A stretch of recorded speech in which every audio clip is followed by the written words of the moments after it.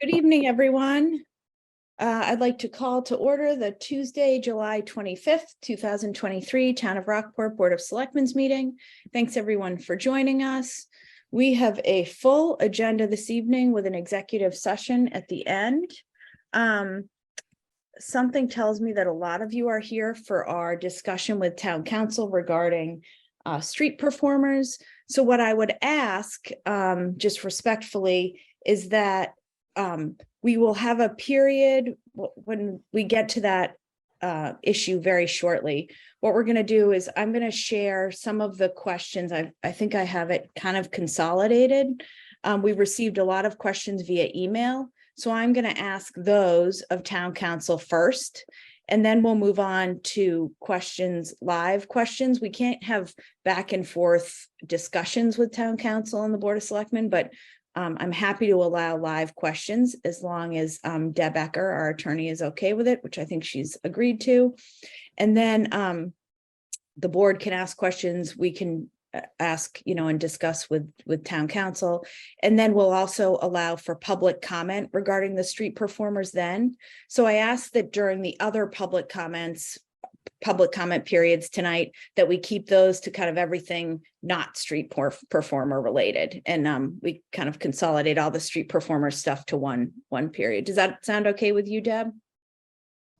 Okay, great. Perfect. First item on our agenda is public comment. So again, I would just ask that these are not street performer related items.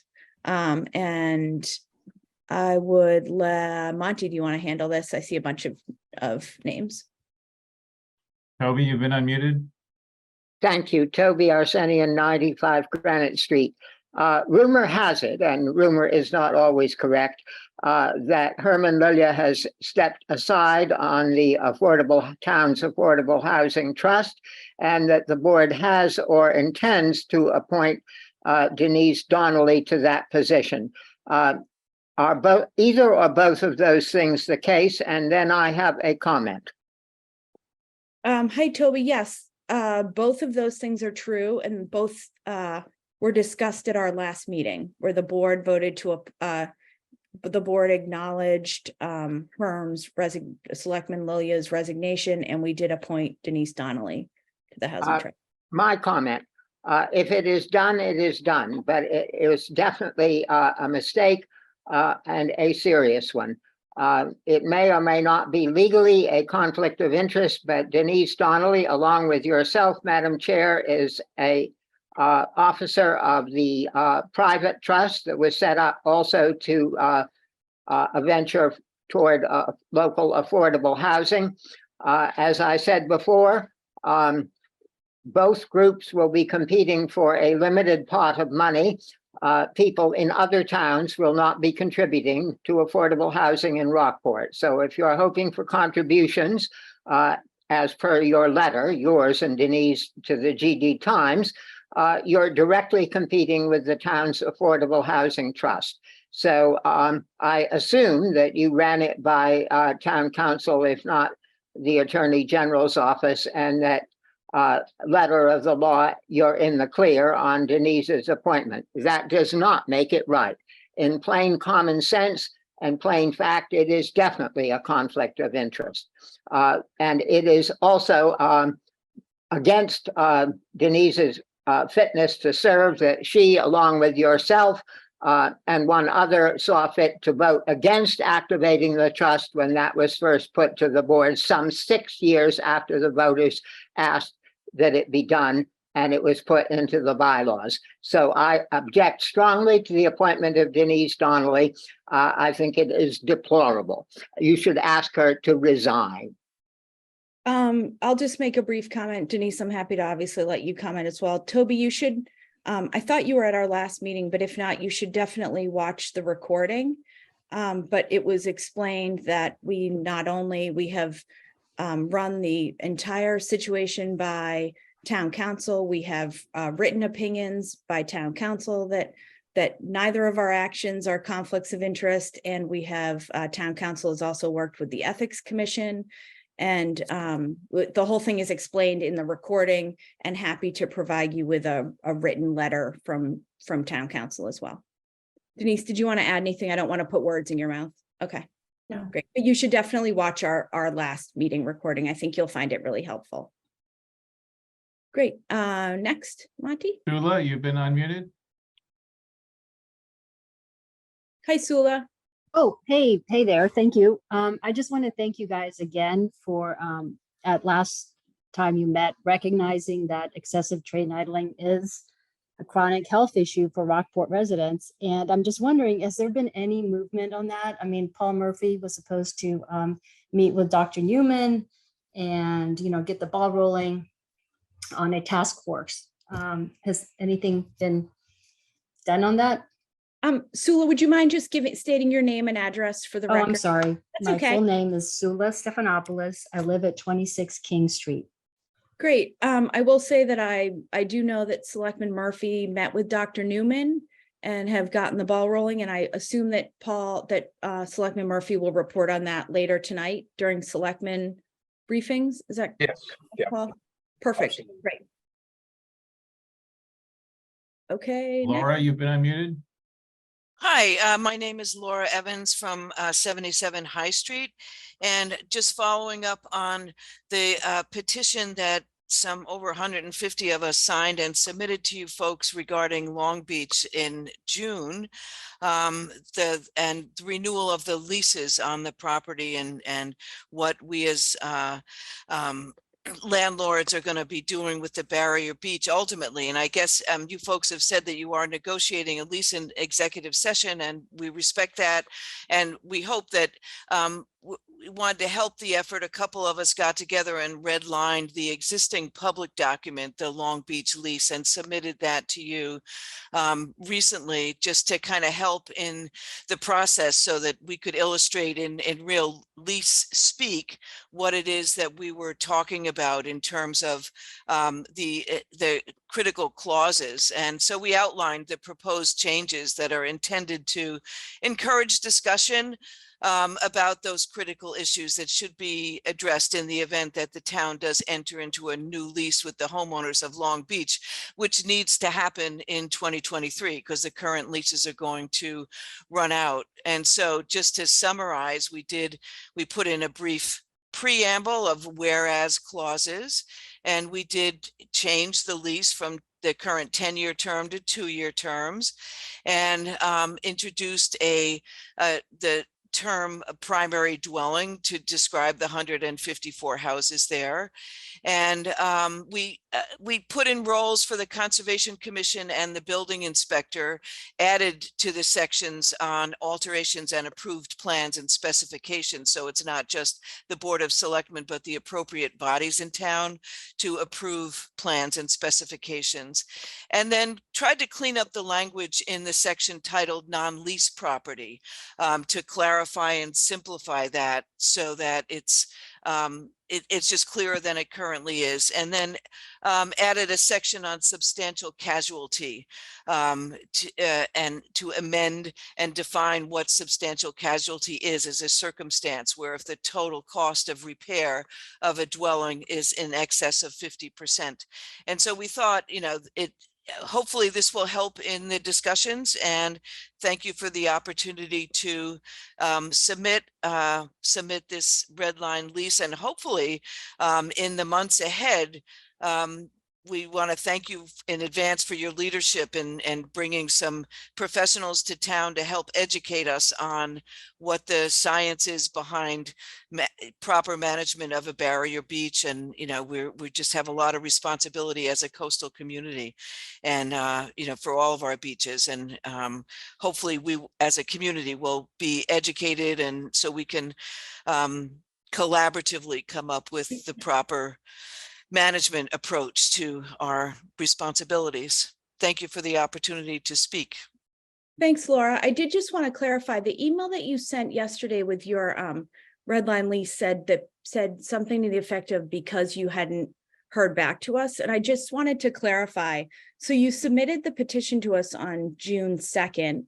And then on the 8th, I personally sent you an email saying that we would be discussing, saying thank you for submitting the petition, saying that I would be giving an update at the next selectmen's meeting. And then at the meeting on the 13th, I gave an extended update on the situation with the leases. I acknowledged the petition, that we received it. And then I kind of gave the current situation of where the board was in executive session. And I know I spoke to you because afterwards you said, thank you for your thoughtful response. So I did just want to clarify. I'm not sure what you meant by like that we haven't responded. I actually think we've done a great job in responding to the petition. I mean, I don't, we're meeting in executive session, we're working on it. And as soon as we have something ready for the public, we will release it to everyone. Madam Chair, may I say one thing? Sure. I'm just wondering if Laura could, I know that I think the initial petition was questioning, not so much questioning, but was asking us to look at a more law firm that focused on coastal beaches or coastal property. If you could forward us the law firm that you used to rewrite those I guess the red lines, if you guys did use one, because I know you want to make sure we're getting a valid one. So if you're going to suggest ones, I want to just make sure I went through a council that you guys would have used yourself as well. Well, hold on, but Ross, that being said, we're very far. I want to make it clear, we're not switching attorneys. No, I'm not saying okay. I'm saying to if I'm going to listen to a recommendation on. Oh, you want to know who I want to know if it came Got from it. a legal source or if it was just a group Okay. of citizens that got together and Got it. wrote Okay. it. So Gotcha. because I know they questioned our KP law, so I just want to Perfect. know who they are Great. using. Okay, yeah, perfect. Okay, thanks, Laura. Monty, next. Jill, you've been unmuted. Can you state your name and address for the record?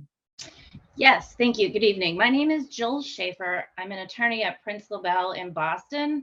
I represent T-Mobile, and I decided to see if I could join your public comment and find out how, when, where the DPW or your town administrator is going to be able to issue a new RFP for T-Mobile's site on your water tank on Thatcher Road.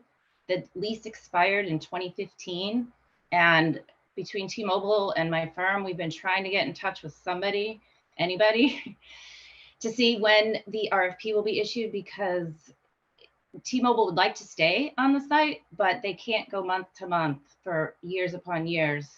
And I don't know if anyone on this call or in this meeting has any information they could offer now or follow up with me afterwards. We just really want to work with the town and get a new RFP issued so that we can be under a lawful lease on your site. Madam Chair, I received the email. I'm not sure if the board was copied on that email, but I do plan on working with the town administrator to get a response back to her. I actually, DPW intends to issue one sometime between now and the end of the calendar year. great. Thanks, Jill. Go ahead, Monty. Zenas, you've been unmuted. Thank you. Z Sepula, 92 Granite Street.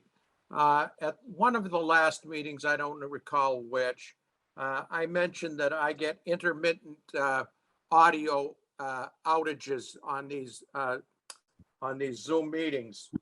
And I want to mention that because during Toby's public comment, I missed about 3 or 4 minutes of it. And I don't know whether or not it'll show up again on the recording or not. I mentioned this only because I saw Mitch Vieira this afternoon and he asked me if I was going to be attending tonight and whether I would be available to answer any questions on my particular petition. And I said I would be. But if the audio outages occur, I can't be held responsible for that. Just want to let you know about that. And I think it means that we really should be trying to get back to hybrid meetings if at all possible. Thank you. Thank you.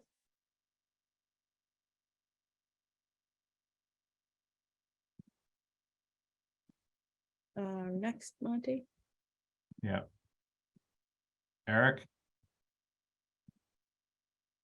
Yeah, thank you. Eric Hutchins, 45 Pools Lane. Just a couple quick points. One is the point that Z Sepula brought up. I too would just like to recommend that somewhere in the future, I just think it'd be great for the public process to have hybrid meetings. I agree with the Board of Selectmen that electronic virtual is excellent for participation, but the combination would really be an enhancement to the public process if and when we can make that available. Many towns are doing that. I work with many towns with my day job, and many are doing that across the board now. And it would be nothing but an enhancement. The other point that I just wanted to bring up briefly was about the Long Beach lease agreement suggestions. One of the topics that came up that Laura brought up was about the meeting from before, which I was one of the signatories on that 150-person sign. It actually never made it on an agenda item. So actually, a lot of people actually had no idea it was going to be discussed that night. I think that was probably, at least from my perspective, potentially from Laura's as well, a lot of people didn't know about that it was going to be talked about. So that's part of where it came from. We were kind of hoping that there would be some discussion, and you did speak about it that evening. I do recall, and I do appreciate. And the other is I certainly want to support the efforts to keep the chains of communication. We totally respect, everyone I've spoke to respects, that's what Board of Selectmen are for, is to do the actual detailed negotiation component of the lease agreements. But there is an extensive component of Long Beach that absolutely could be a public process, the issues related to it that then you incorporate into your executive sessions. And I think that's what a lot of people have been telling me is, where the townspeople feel a little bit left out of the process. And that's why a number of us took a look at the lease agreement, just suggestions. As you see, there's nothing, it's obviously just suggestions for you to contemplate in your executive sessions. But it'd be great as time moves on to just keep increasing communication and education about the issues down there, that some are related to leases, some are related to a variety of other issues. Thank you. I appreciate it. Great. Thanks very much, Eric. And I should have said thanks to I neglected to say, because I was answering like the beginning of Laura's email, but thanks for sending your draft red line lease. I assume that we will each read it and take it into consideration like we do anything that any residents send us. So thank you for that. Joe, you've been unmuted. Name and address for the record, please. Hi, this is Joe Rukeyser, 1 Martha's Lane. This is not a big issue, but it's a lingering issue. I've spoke to a number of the select persons, and I've tried to talk to Mitch Vieira.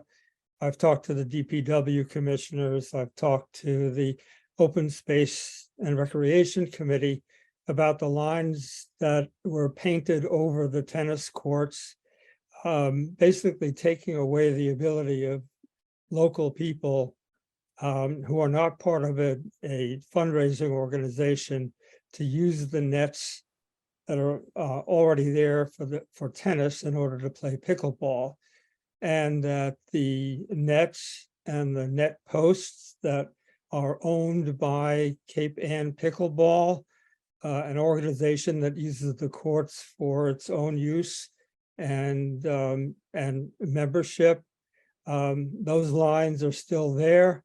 The boxes of the nets and the net posts remain locked and inaccessible to people from the public. I've tried to get an answer from everybody about how this all happened. I actually have documentation that was sent to Mitch Vieira from the DPW about this, and I'd love to get a response. I don't need to take it now, but I want you to know that I'm following this and continuing to follow. And Mitch, what's up? I mean, why are you smiling like I'm an idiot? Joe, I don't think that Mitch is smiling at you. I have a feeling that Mitch is probably looking at something on his screen. I don't think Mitch isn't a member of the Board of Selectmen. So I have a feeling it has nothing to do with you. So I would take nothing personally. And I'm actually happy to respond now because I've had multiple conversations with you about this. So Mitch, as the town administrator, has absolutely nothing to do with pickleball. It is a DPW issue. As soon as we received an email about pickleball, Mitch forwarded it to the DPW. And since then, it's been their issue. When you and I spoke a few weeks ago, I think before you were traveling, I agreed to talk to Bruce Reed. We had a DPW commissioner leave.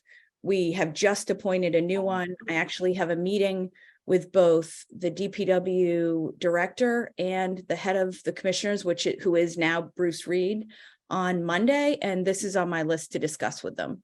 But just to make it clear, the board is happy to help and assist with any issues in town, but frankly, Mitch has way too much on his plate to be dealing with pickleball lines. And we need him focusing on town meeting and all of the important financial and legal matters that we're dealing with. So I'm happy to, as I told you, to take this to the DPW. So I will follow up with you after I speak with Bruce again. But this is not Mitch's issue, and I've actually asked him to stop dealing with it, because I'm not sure how publicly it became that like Mitch is supposed to fix the pickleball issue. And from what I read, and now on my Instagram, because I've said the word pickleball so much, it keeps popping up. Pickleball is like a hot topic in all communities. So I'm happy to work with DPW and facilitate how pickleball and tennis can successfully coexist here in Rockport. And I will follow up with you after I meet with them. Madam Chair, we should address the locked stores, though. That should be removed. That the DPW has already said they've agreed that should be That's been like 2 weeks, though. If it's still there, it should be picked up tonight. If it isn't gone, I'll follow up with them tomorrow morning on it, 100%. And everyone has been in agreement that there should be nothing locked on public property like that. So I assure you that will be removed. Denise, did you want to comment? I actually have another public comment that somebody asked me to read during public comment. Okay. If it's okay. Sure. The comments I'm reading this on behalf of Amnon Goldman, the director of Mercury Gallery. He called me on Saturday and then asked me to read his comments during public comment session. The comments I want to ask are, what is the thinking in allowing the church to close half of School Street on a July weekend, giving up free 18 parking spots and closing the annex parking spots for vendors use only? I understand the town wants to help the church fundraising, but at what cost and to whom? None of us was notified about the event and disruption for businesses. There is no signage or police detail to guide traffic. The vendors are in competition with bearskin neck businesses who sell the same merchandise without the benefit of free parking and street closing. How much revenue has the town lost in giving 2 days of free parking? And what are the residents supposed to do when the town lot is blocked for them? Thank you, Amnon Goldman. I will say that I'll share this with Amnon. I think he got confused between the farmers market, which uses the annex parking lot on Saturdays for vendor parking, and the Old Sloop Fair. The Board of Selectmen did approve closing half of School Street for the Old Sloop Fair, which I think we've done forever. The closure of School Street was very clean, so people just kept driving. It wasn't as if we needed a police detail to tell people to keep going. It was very clean, but I will respond directly to him, and I just wanted to read that because I said I would. Great. Thanks, Denise. I think this may be the first year, or at least the first year in a long time, that we've allowed the Old Sloop to use those spaces, but that's okay. I do think it's important to explain that it was just the spaces that we didn't stop traffic, because remember we had this extended discussion. It was probably a few months ago at this point. Yeah, it was. And it was in the effort of, like the farmers, like renewed, big crowds going to outdoor festivals, people being in town, the town being really busy, trying to support them. And if there's feedback, I'm sure the police or other residents will give us, and we can share it with the police if they request it again. Ross, did you have Yeah, I also did speak with Amnon, and I did actually attend the event both days. One thing I did notice is that I thought that the closure was for the vendors, but it looks like the majority of it we use for parking for the volunteers maybe. So that was a misunderstanding from me. They only had 3 vendors there on the first 3 spots, and then kind of a little bit past the hydrant. So obviously for safety reasons, it remained closed, but I think it could have been adjusted where we did allow people to go down that way. In the end, obviously, as you think, this was my first time. I wasn't sure if it was here before COVID, so I wasn't sure how to respond to AMNA at the time. But that's what I told him at the time, and that, you know, it was only 2 days, so it was nice for the church to have that, I said, but. Yeah, thanks. still heard We him. should definitely discuss more because the intent was for vendors, not for parking for their, yeah. So we should discuss again, because whether in the future, like they're just given a couple space, you know what I mean? Yep. But it definitely shouldn't, yeah, I think we're all on the same page about this. If you could just jot down notes for next time, I think that would be helpful. Okay, thank you. Thanks. Anyone else for public non-street performer public comment? I'm looking, I don't see any others. Do you, Monty? I do not. Okay, great. Okay, moving on our agenda. Next, we have town council discussion with the board regarding street performers. I would like to welcome Deb Ecker, who, there she is. My screen, you're small tonight. There are so many people here, which is nice to see, but it makes everyone look really small. Deb Ecker is one of the members of town council from the KP law firm, which the town uses for all of our legal needs, for the vast majority of our legal needs. Deb was kind enough to join us this evening. Deb, I was just going to give like a 30-second history, and then I'll let you make some comments. Does that make sense? That's fine. So, great. And this, I think, may be helpful regarding some of the emails that I've seen come in. So several years ago, I think it was actually since I've been on the board. I'm not sure if there was a draft before it, but I know since I've been on the board drafted policies regarding street performers. And then over the years, we kind of amended them. And then people would come in and apply. And sometimes they would even play for us. Over the years, we kind of amended the locations, the times. Some years, you know, we would have student performers come in. Other times they would be adult performers. And for years, the process seemed to work really well. I felt like in general, people downtown were happy. It was a nice balance. And it's, you know, probably hear me say this multiple times tonight, but it's all about balance downtown because we have commercial meets residential. It's a small area. We all need to coexist and we all want everyone to be successful. In 2019, we were made aware of, I believe, a complaint. I believe that's what you'd call it. Deb, you can correct me if I'm wrong. By a street performer to the ACLU saying that our policies/regulations were basically illegal, and that prompted us to get a legal review from town council. And then Deb, I'll let you kind of take over from there, but I want everyone to know that that's kind of the history of, yes, we did have policy, you know, we do have written policies that we have made and amended and used to follow. And then we were told in 2019 that it was not legal, basically that what we were doing, although it worked, was not the right thing. And so one of the comments, and I just want to get this out of the way today, one of the emails we received said, are you all just afraid of a lawsuit? I think the opposite is true. I think that none of us are afraid of lawsuits or operate that way, but we obviously, it's our duty to all residents that we do what's legal and right. And we use town council as our barometer for that. So Deb, at this point, I'll turn it over to you to make some opening comments, and then I can share some of the questions. And I think you've been sent some questions as well. Okay. So good evening, everybody.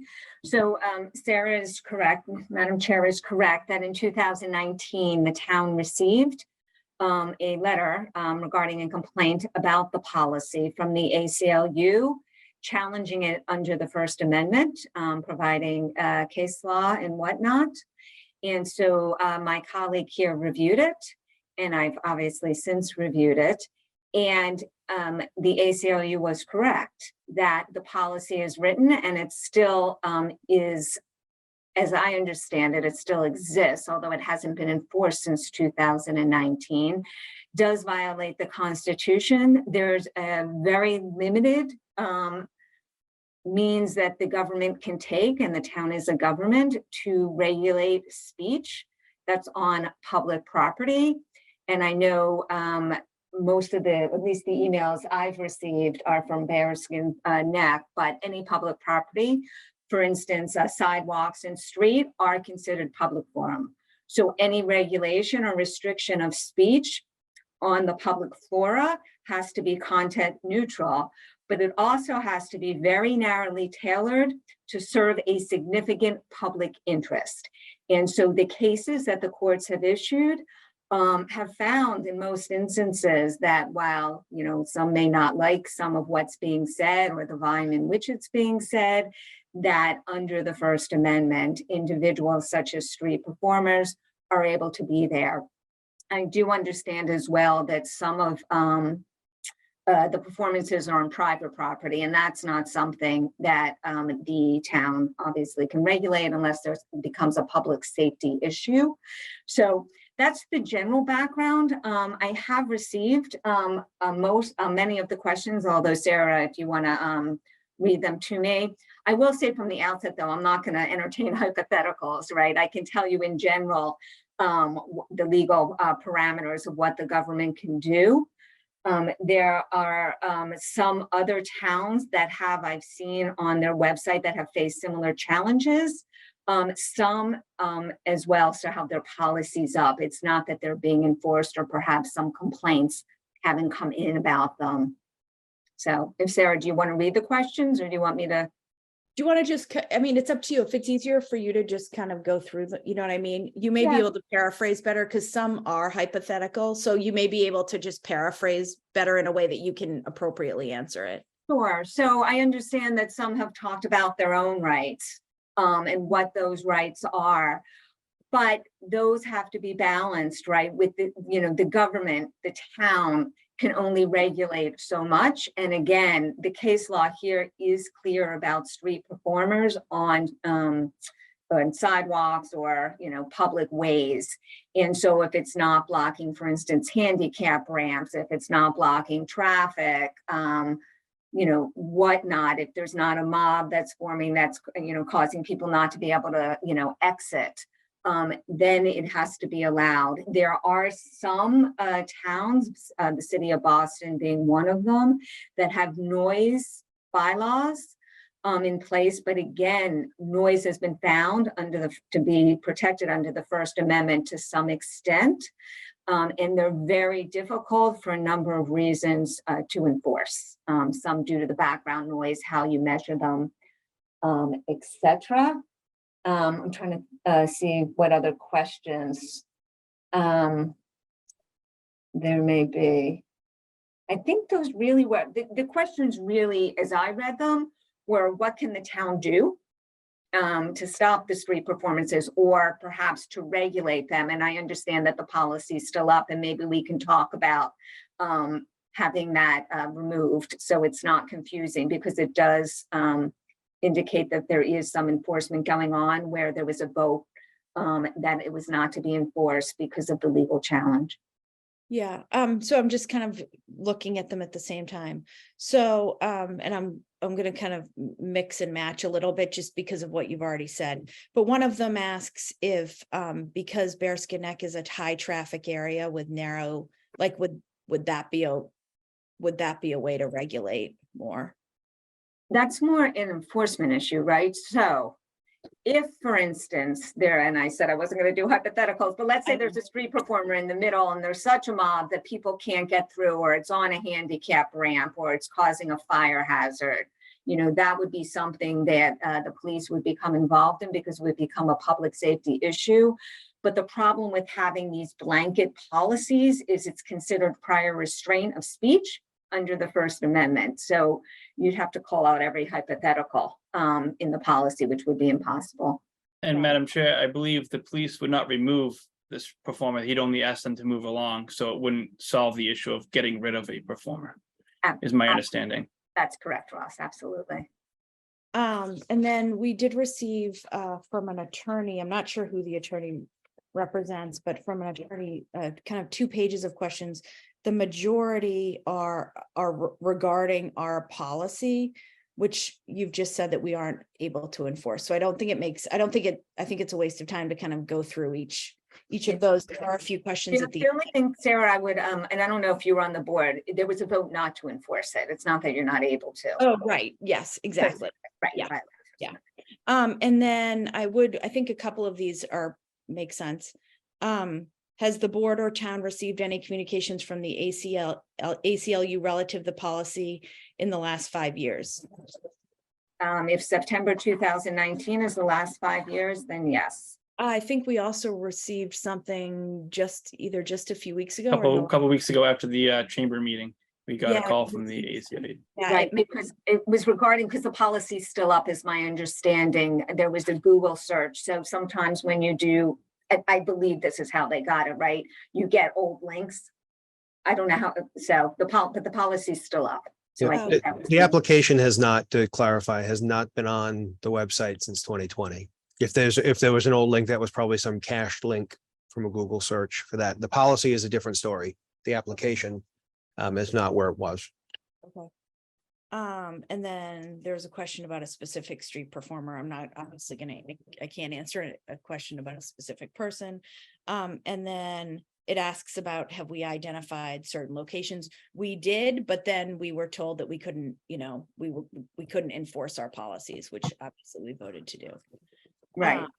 And then another question I received was, can you talk a bit about, I actually was under the impression that, and I have done some more research since, about amplification, if we are able to regulate amplification. I know in the past we had an issue with a noise bylaw. I know that gets complicated, measuring noise, but can you talk a little bit about that? And are we able to regulate whether they're amplified or not? So it wouldn't be, if you were going to do a noise bylaw, it wouldn't be just directed at street performers, right? You would have to be do a noise bylaw in general. And then it becomes, what's the decibel level? And then how do you measure it?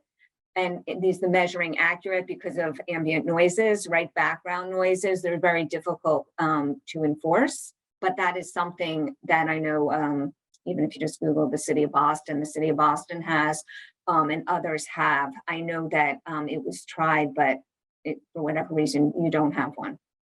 Okay. All right, I think that gets the gist of what was emailed to us. If I missed any, I apologize, and people are welcome to. Are you comfortable now, Deb, if we open it up and let people ask? Sure, that's fine. Again, with just the caveat that the hypothetical, yeah, it's not going to happen. Yeah. Okay. And I just ask if you have questions for Attorney Ecker, that if you raise your hand, if we could just keep them to a minute or so, not going over 2 minutes, because we do have a lot to get through tonight. And I want to make sure but I do want to make sure people get the information that they need, as I know this is a big issue in town.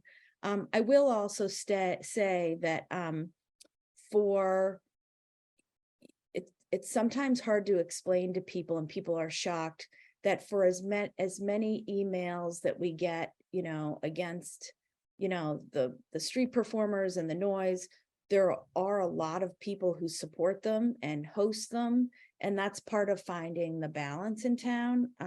We can talk a little bit more about that later, but I do want to say that there is a significant amount of support also for them. So at this time, we'll go to the residents that are here to ask questions, and I just ask that you state your name and address for the record.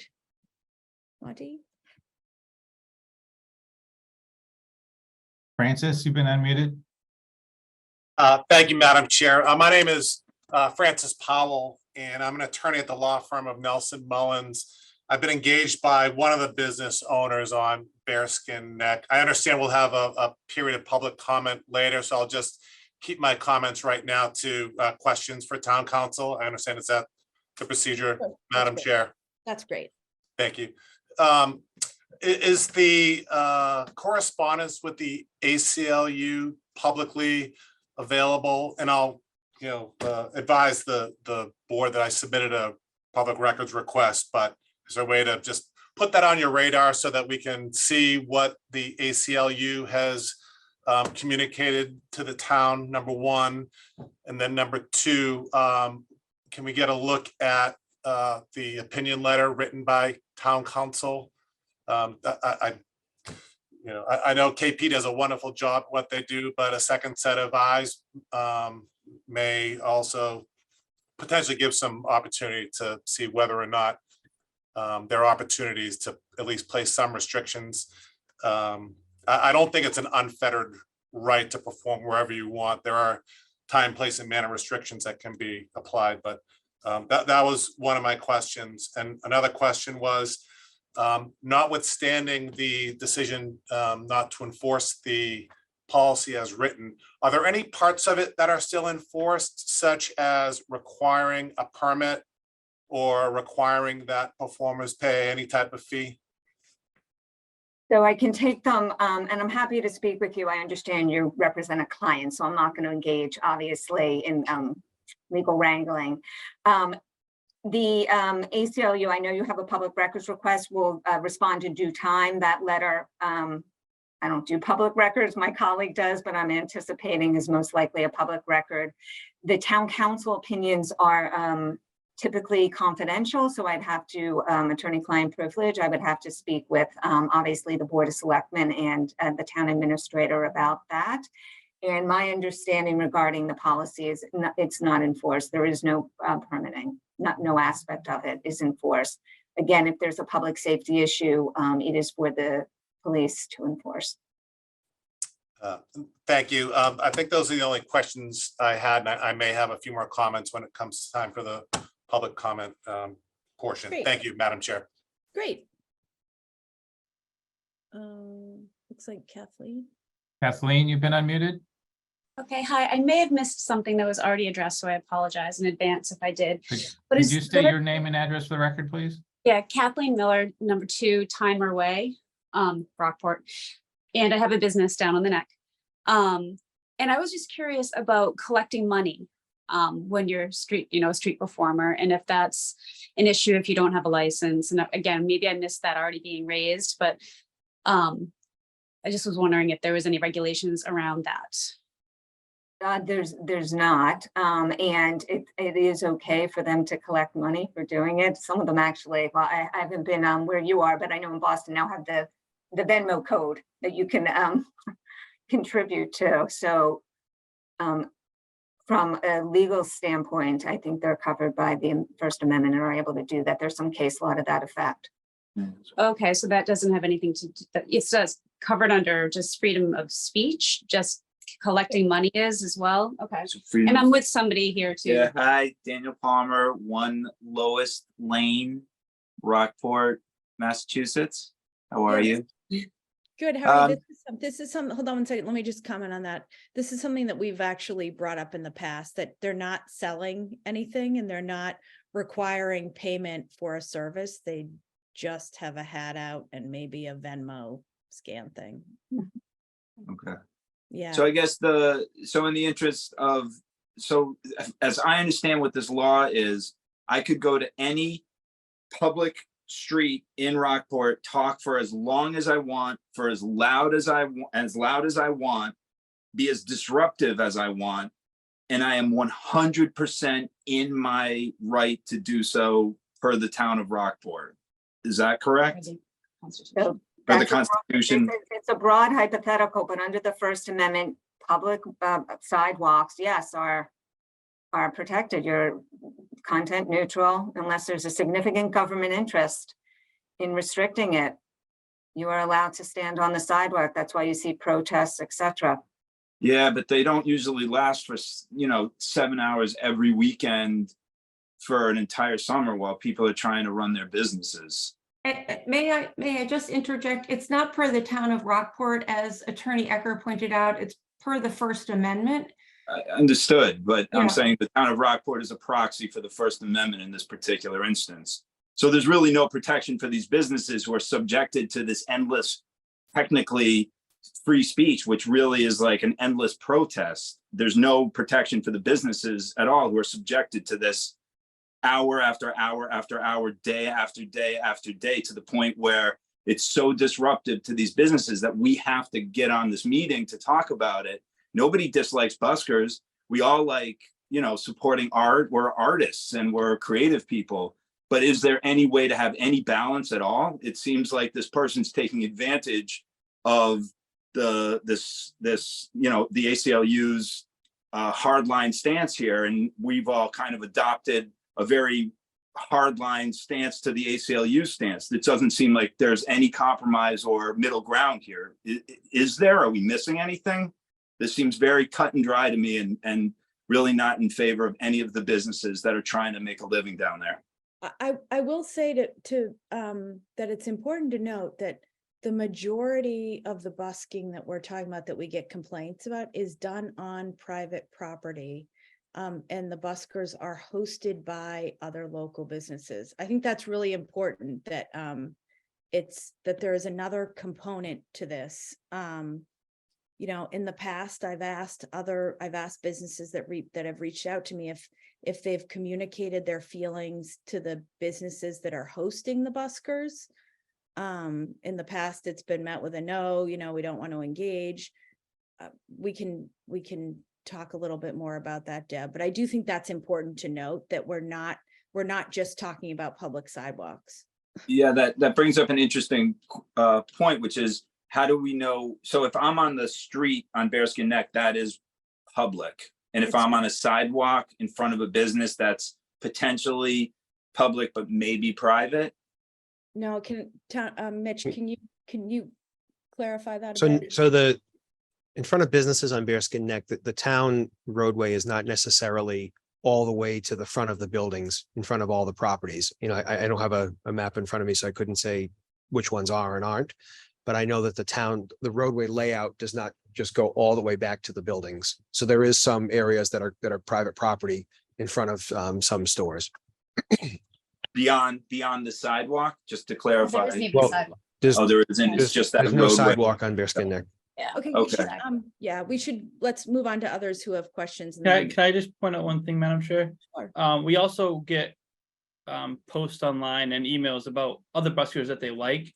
Just because you don't like one busker doesn't mean we can restrict his First Amendment and allow the other buskers to have their First Amendment not being protected. So that's another complaint that comes in that doesn't look good for the town of Rockport alone if we're just targeting one busker. So I just want to make sure that's been pointed out. Yeah, that's helpful, Ross. Thanks. Zenas, you've been unmuted. Yes, Z Sapola. This is an interesting situation, and I would like to ask the town attorney if she knows, for example, if a place could be dedicated to any kind of free expression, would that then free the town to put restrictions on certain other areas? And I'm talking about, for example, in London, on a corner of Hyde Park, they have a place called Speaker's Corner. Yeah. And anybody in Great Britain is free to get up there on a soapbox, like me, for example, and rant about everything that they find wrong or right, or any other topic at all. And the thing to my mind is, it seems to me that if you did do that, you would be creating an equal zone where this could, you know, facilitate whatever anybody wants to do. I'm wondering if that's ever come across your desks there. Well, I can tell you in London, that's not the only place people speak and protest, but yes, there is Speaker's Corner. It hasn't come across my desk, but again, I don't think it would be upheld under the First Amendment if you only had one location. Oh, Sarah's waving. No, I agree. I was going to say, I think the intent of when we first made the policies were to have designated kind of centralized locations that, you know, and have people move around. I do think that was part, but of course, finish. No, that's right, Madam Chair.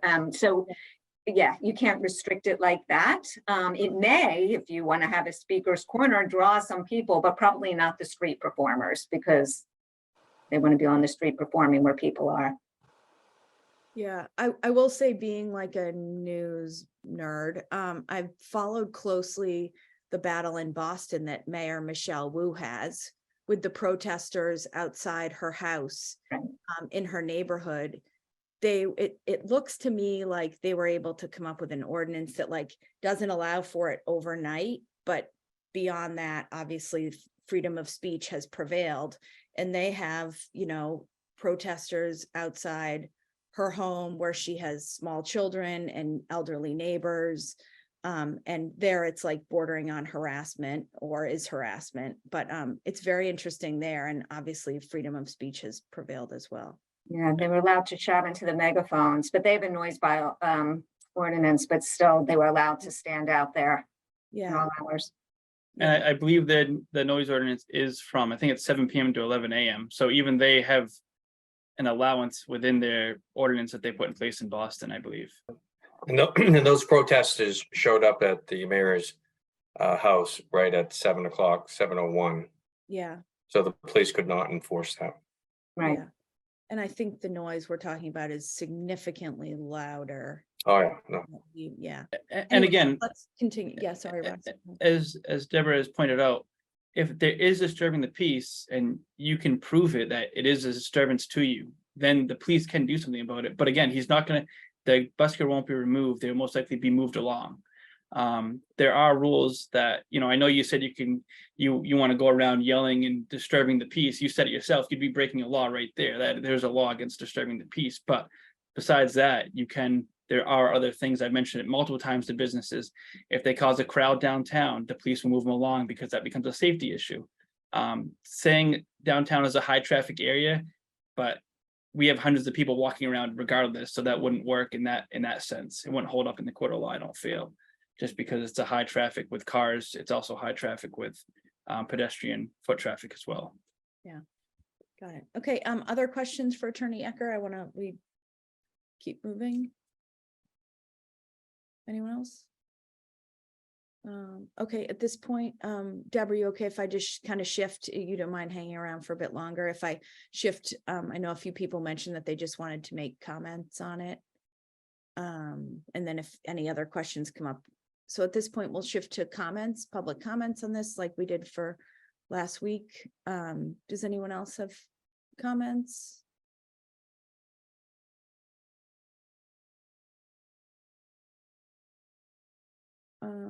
Looks like Attorney Powell has his hand up again. Francis, you've been unmuted. Thank you. Thank you, Madam Chair.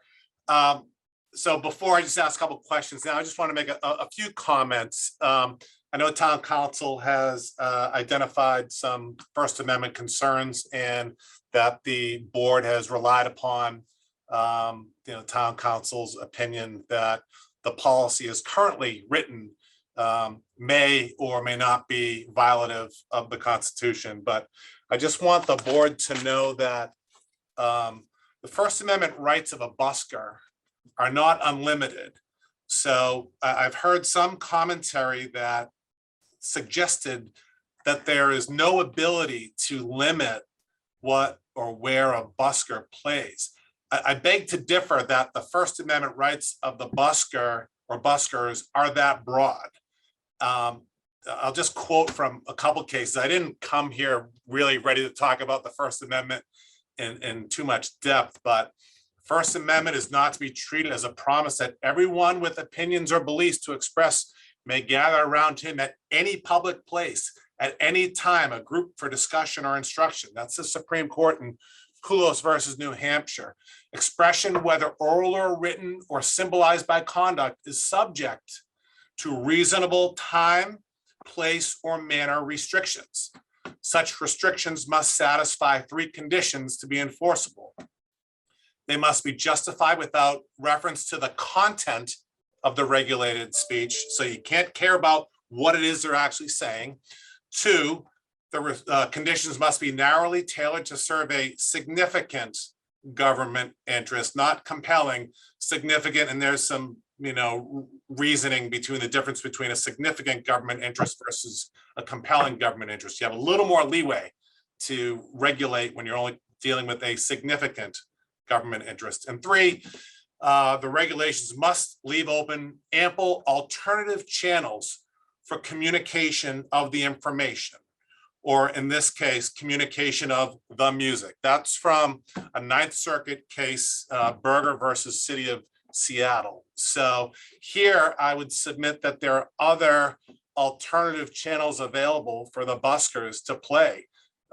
For example, at the end of the bearskin neck, which was how the original policy read. So I submit that it's not an all or nothing proposition, and I would like the opportunity to, once I see what the ACLU letter says, and if and when we ever get to look at town council's opinion letter, I'd like to reply and articulate some reasons why I think some restrictions are acceptable under the First Amendment. So I would just request right now that the policy don't be scrapped altogether, or at least this issue not be tabled for good. I think it needs to be vetted a little bit further to see whether or not it is indeed an all or nothing proposition, or maybe there's an acceptable middle ground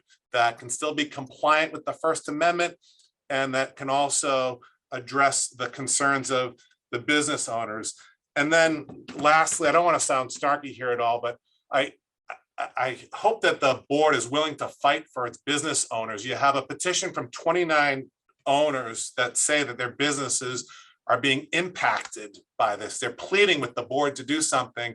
I hope it's not simply a matter of, well, the ACLU says we can't do it. Business owners, you're out of luck. I hope we can maybe collaborate on potentially acceptable ways to keep everyone happy. And as Madam Chair said, strike some type of balance. So thank you very much for the opportunity to address the board. Thanks. Deb, do you want to respond to that?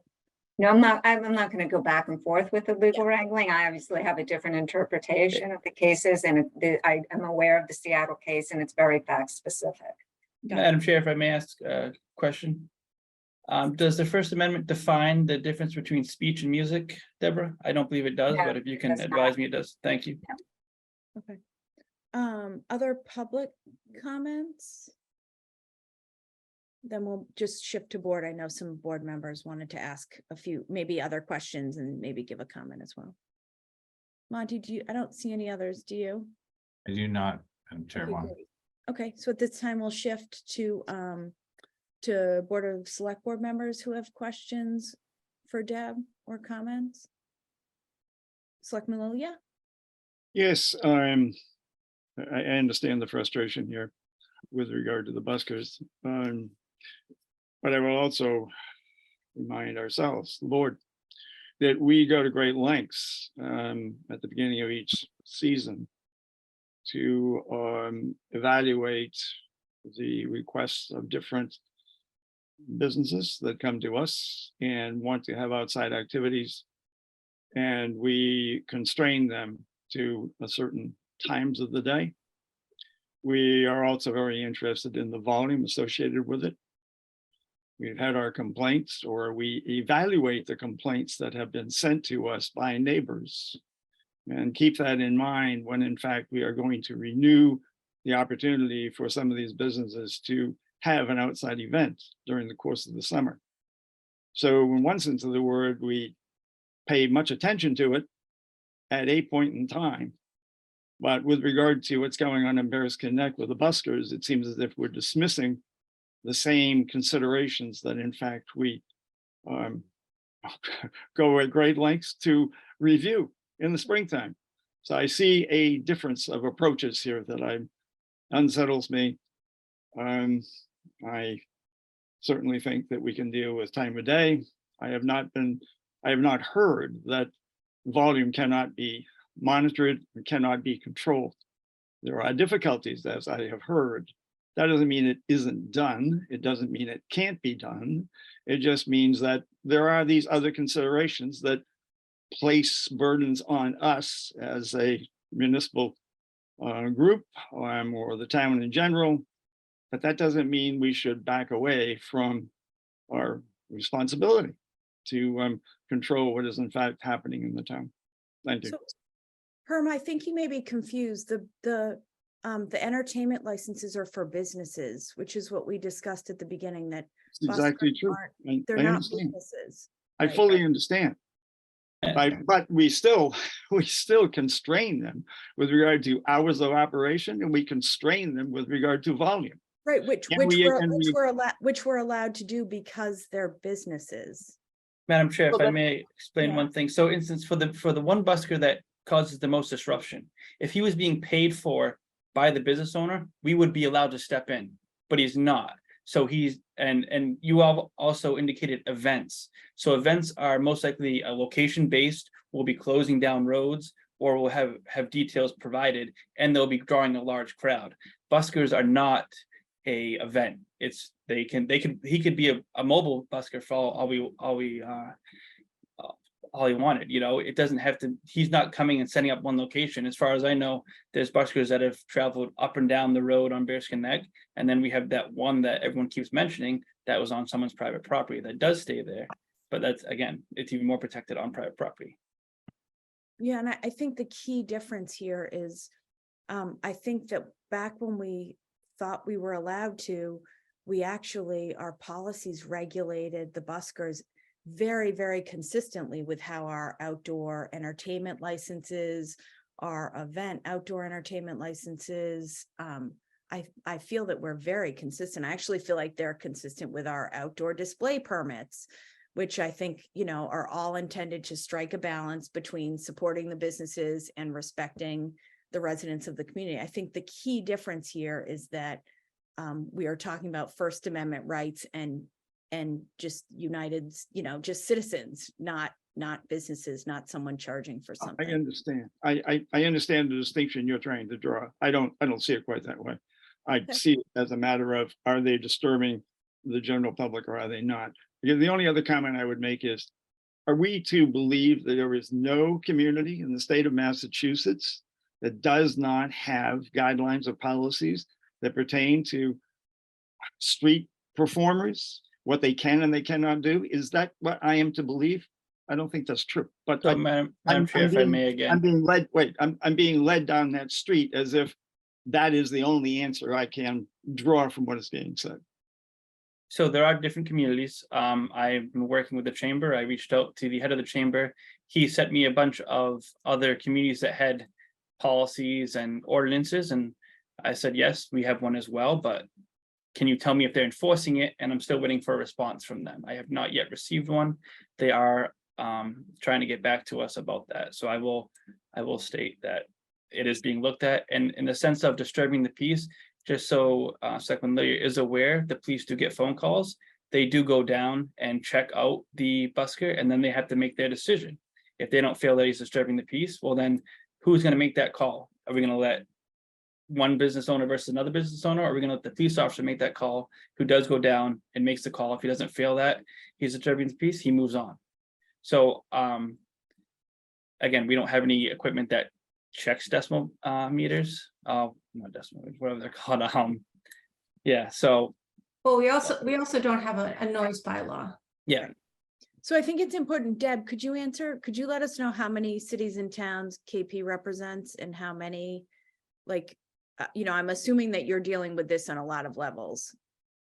Yeah, so Lauren would, my managing partner would be upset. I don't know how many cities and towns we represent. There are towns that have certainly have policies and bylaws. Some have been challenged. So Rockport would not be the only one. Some have not yet been challenged. Some enforce, some don't enforce. You know, a lot of policies that are up depends, you know, doesn't necessarily mean they're valid. It just means who complains and who enforces. And if the ACLU gets a complaint and goes, or other legal organization and seeks to challenge it. So I don't know off the top of my head. I know there are others that have been challenged. Okay, great. Go ahead, Herm. It isn't so much the number, it's the principle of the thing. In other words, are there no towns that have satisfactorily defended themselves, no towns that have a policy that in fact is understandable, coherent, and has been challenged, and therefore has withstood the test? I mean, I'm puzzled. I mean, we're talking generalities. That's not my background. I don't deal in generalities. I'm interested in specific numbers.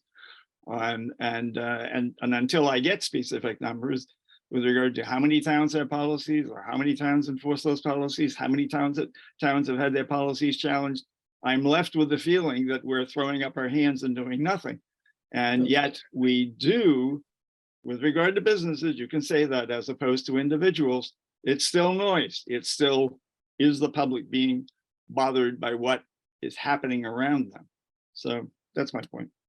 Madam Chair, if I may again, sorry for keep speaking up. I've done a lot of research on this. So out of all the cases that I've looked at, which is I want to say it's maybe 30 and up, I'm not sure. Every single one, the busker or quote unquote the ACO has won versus when they go versus the towns.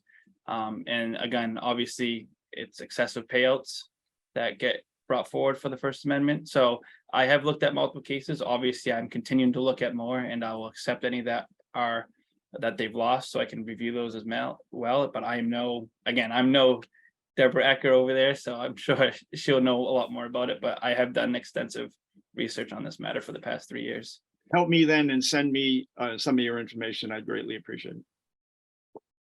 Denise? Yeah, I just wanted to say that, of course, the Board of Selectmen didn't roll over when the ACLU registered their concerns with us. But we have to balance our responsibilities as stewards for the town, which includes the town budget and legal fees, versus our responsibilities to make life as successful as possible for citizens and businesses. And so that too is a balancing act.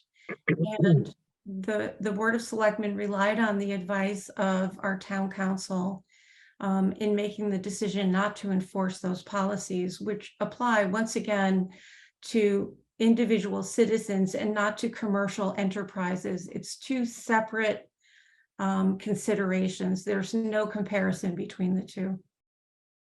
Yeah, I just wanted to make another a comment, and then we're not going to have any more public comment on this. So just because I ended it earlier. So Toby, if you'd like to save your comments for the public comment at the end of the meeting, that's totally fine to do. I want to totally agree with what Denise just said. I also want people to know that, and I've been thinking about this all day, kind of in preparation for tonight, but Rockport's a small town. We want everyone to succeed. We want the people to live downtown to be as happy as the businesses are successful, obviously. And we know that's a balance. Calling an ace, the busker that we get the most complaints about is hosted by a business owner downtown. And I really, truly would encourage, in like the spirit of community and working together, the business owners, perhaps who signed the petition. These are our friends and neighbors. And I always say to people when we have like neighborhood disputes, none of us want to move or go anywhere. We all want to live here like forever. So communicate with your neighbors. Perhaps a group of you should get together and, have coffee with the business that's hosting the busker or buskers that you're unhappy with, and just have an honest an honest conversation about how it really makes you feel, because I think that that's part of communicating in a community. And obviously we're happy to kind of, negotiate and keep the lines open. And by no means is this a stagnant issue. I think Attorney Powell asked earlier, like if we are open to this. We are constantly, in fact, I wanted to bring town council in tonight because we are constantly checking in with town council on this. And has anything changed? Have any new cases come in? But this is like always an ongoing issue for us that we're checking in on. But I would like nothing more than to hear that, like, I know that there are Facebook groups, merchant groups. I would like nothing more than to hear that you guys had a conversation and maybe work something out. Maybe you could work something out with the business owner where, they understand how upsetting it is that they offer to cut down on how often they host them. I'm not sure I don't want to put hypotheticals in, but this is a small town. And I think balance is like the absolute key to it. And, my 10-year-old came home last week and we're always talking about what's on our agenda. And he's like, oh, some of those guys are great, some are terrible, some of my friends, we give money to some of them. And that got me thinking, and I was like, it's, some people love it, some people hate it. We just have to find a balance. But it's our duty to all the residents, businesses and residents, but we have to do what's legal and what town council recommends. So I want people to know that this isn't like a stagnant issue for us. We're constantly on it, and I would love nothing more than to see some progress made by the business owners downtown. Herm, do you have something else? And one final comment. There is a document that's been sent to us again with regard to a meeting, Board of Selectmen 2014. And two of the businesses that are saying that the noise associated with the musicians on the neck is disruptive to their business are two of the oldest businesses of Bearskin Neck. And effectively speaking, as I have quizzed these people in recent years, they've sort of given up on expecting anything from the town. So you can talk about the current situation, but you have to give very long consideration to at least these two businesses. And then there are others who have been on the neck so long, and they have tolerated this, and they're looking for some relief. And we cannot throw up our hands in despair and say there's nothing we can do. And I fully would expect town council to be telling us, you don't even have to ask town council for an update on what's going on with regard to bus cars. If something were to happen of a substantial nature in the legal world, she would tell us. KP would tell us. It would be an automatic. And if they didn't, that would be, they wouldn't do that. Let me put it that way. So we hardly have to say anything to them, but we do have to think about the people who in fact have the businesses on Bearskin Neck, and especially those that have been there for 25, 35, 45, 55 years in both of the instances that I am making reference to. So that's all. Madam Chair, one last comment. When we had I believe it was the culture district manager, I can't remember what the position was, she got complaints. She came to me and told me that businesses were hurting because of that. So obviously the town, if were to take action on that, we'd have to have the proof that their business is hurting because of the busker, if that's the route that they're going to go down, and that we'd have to go down to fight it. So obviously I've asked her to ask them to provide me with that proof. At the time she still worked for many months afterwards. I've asked that question. I never received anything on that end, and that is a concern of mine, is the proof of business being hurt because of that busker. I've gone down multiple times and I've seen tourists that I'm told won't go into businesses, but are outside giving them money and cheering on the buskers and enjoying the music. So it puts me, again, like you said, in a balance. Where are the customers that are the tourists that are angry at the busker and won't go into businesses, and where are the ones that I see giving them money and cheering them on and high-fiving them with their kids and family and stuff like that. So it is, like you said, a tough balance that we do have to look at how to approach it if there is anything that can be done. But again, I believe the First Amendment trumps most things. Great. Okay. Any other comments from the board? And if anyone else, public, has comments, let's, at this point, I want to move on to our other agenda items, but you can feel free to share them at our public comment at the end of the meeting. Deb, did you want to share anything in closing? Thank you so much. I know that this is complicated and difficult, but I feel like you guys are always so reasonable in looking at all of this and so helpful to us. Absolutely. Happy to be here. And of course, if anything comes in, we'll review it and continue to look at cases, and I'll look at other towns and see as well. Great. Thank you so much. Thank you. Okay, great. Okay, moving on. Next, we have a joint interview and appointment with members of the Housing Authority. Mitch, do you want to give us an update on this? Certainly, Madam Chair. So Housing Authority, I believe there's a majority of members here. I see Sue Blake, Bethany Brosnan, Ray Mackinnon, So we did receive, as I discussed at the last meeting, there was one application. We did get that from Kay Hapshe. Kay had previously served for a number of years on the Housing Authority. I don't see Kay's name on here right now. She did get an invite last week. If Kay is here and it's just one of the unidentified numbers or names, please raise your hand so that Monty, the host, can find you. I believe either way, the board still can take action if it chooses. The Housing Authority does have a majority of members here, so Sue, I believe you're the chair, correct? I am. Great. So, Madam Chair, if Sue, if you could just call your meeting to order. I'd like to call the meeting to order for the Rockport Housing Authority. Hi, Sue. Nice to hear your voice. Hi, Sarah. Good to see you. And I'm sorry, I lost my computer fan went on for a second, but I saw that you said that Bethany Brosnan is here. Well, hi, Bethany. Hi, Sarah. Nice to see you, hear you. And Ray Mackinnon is here as well, Madam And Chair. Ray. Hi there, how are you?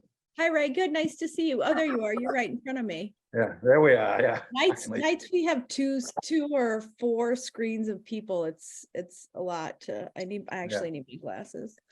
Welcome. So Sue, do you want to just talk a little bit about, I don't think it's necessary for Kay to be here. I think that you know her, right? I'll let you go. Well, I don't know too much. I was just advised that she had put in her application. We're happy to consider her for the board. And did we determine if she is on or she's not on tonight? I don't see the name anywhere. Monty, do you see her anywhere? Don't. Okay. Yeah, it might be helpful if I read the email that she sent to the board, because I think this just gives us a little bit of her background. Would you like me to do that? Yeah, that'd be great. I didn't have that. It says, hello, I would like to add my name for consideration to filling the remaining term for the opening on the Housing Authority. Formerly, I served on the board as the state appointed representative and resigned after serving for approximately 5 years. Currently, I am working on a per diem basis for senior care after retiring in June of 2021. I'm also the treasurer for NAMI Cape Ann, which I believe is National Alliance for Mental Illness, maybe perhaps. Yeah. Which is a voluntary board position. Please feel free to call me at, I won't share her phone number. Regards, Kay Hapshe. And I actually love her little email signatures. Be well, do good work, and keep in touch. That is cute. So I believe that the posting was up for several weeks. And I believe if you guys are comfortable, and if both boards are comfortable, I'm okay with moving forward with it. Are you, Bethany? Right? I just have a quick question. Is that board that she serves on, is that recognized by the town? The only reason why I ask is because I was told a while back, and it might not even be true, that you're only allowed to serve on one board. Is that correct? That is not. Okay, so that's not, I just wanted to make sure, because I thought I was told once before that if you're on the Housing Authority, you can't run to be a selectman. Well, so you can't have two elected offices. It's You can like, have okay, so one it's not an elected elected. office and Okay. other appointed offices. That board that she referenced, though, the NAMI group, is not a town organization. Okay, that would be my only question. Yeah, that's a separate, it's a board that's just located on Cape Ann. It's not. So am I to understand that I can't run for another office? Trying to be funny, just trying to lighten things up a little I'm bit. not even gonna tell you. Paul. You can, I can't. I'm not even gonna tell your wife that you said that, Paul. Oh, no, please don't. Yeah, so at this point, she isn't on it, but just to make it clear, she isn't on any other town boards right now. It looks like she works for senior care part-time. Great. So is everyone comfortable with the? Would you like a motion? I would, as long as the Housing Authority is comfortable with it, I am. I would like the candidate here, but if the Housing Authority knows enough about her and have dealt with her before, I'm happy to vote her in. Yeah, I actually served with Kay. Yeah, she'd be a great addition. I wish she was here tonight, though. You know, it's kind of just because you always like to make sure you definitely want the position. I have to assume she does where she sent the email. But I have no problems. I mean, I worked with her for several years. She's very knowledgeable. Great. And we're obviously happy if you guys want to wait, we could invite her again to the next meeting. Oh, I make a motion that we approve her. Sue and Bethany I and myself, agree. Ray McInerney. Yeah, there we go. Yeah. Okay, so I believe that Selectman Murphy has the Yes, motion. Madam Chair, I move that, I move that the board appoint Kay Hapshe to the Rockport Housing Authority Board for a term to expire at the next town election, where the position will appear on the ballot. Why don't we have Ray, would you like to second it? I second that. Great. Motion has been made by Selectman Murphy, seconded by Ray McInerney of the Housing Authority. Any further comment by either board? Oh, and I see Peter Souza just arrived from the Housing Authority. So Madam Chair, when you call the roll, it would be all of the selectmen and the 4 members of the Housing Authority as well. Okay, great. Perfect. Any more comments from either the Housing Authority or the Board of Selectmen? Okay, hearing none, the motion has been made and seconded. Selectman Brackett, Aye. Selectman Lilia, Right. Selectwoman Donnelly, Aye. Selectman Murphy, Aye. Selectwoman Wilkinson, aye. Mr. McInerney, Aye. Mr. Souza, Aye. Ms. Brosnan, Aye. and Ms. Blake. Aye. The motion passes unanimously. Nice to see all of you. No, that's great. Thank you so much. Yeah, Yeah, great. thank you. I think our office will reach out to her and let her know that she was voted in and let her know like how she can go and get sworn in. Okay, great. Yeah. Perfect. Sounds good. Thank you very much. Great. Thanks for all of the work you guys are doing in town. Yeah, you're welcome. Thanks. I hope Thank everybody's you. having a good summer. Nice Thank to you. see you. You too. Okay, bye. Bye-bye. Okey doke. Okay, next we have consent agenda, which is approval of minutes, 2023 licenses and permits, seasonal position appointments, and acceptance of Comfort Dog Program donations. Is there a motion? Yes, Madam Chair. I move that the board approve all non-held items on the consent agenda. I'll second that. Great, motion has been made and seconded. Any further discussion by the board? Hearing none. Selectman Brackett, Aye. Selectman Lilia, Aye. Selectwoman Donnelly, Aye. Selectman Murphy, Aye. Selectwoman Wilkinson, aye. The motion carries. Thank you. Next, we have action items. Consider appointment of election workers. Yes, Madam Chair, the board has a list that was submitted by the Board of Registrars after their vote at their last meeting for your consideration this evening for appointment of election workers. Great. Is there a motion? I have a motion, Madam Chair.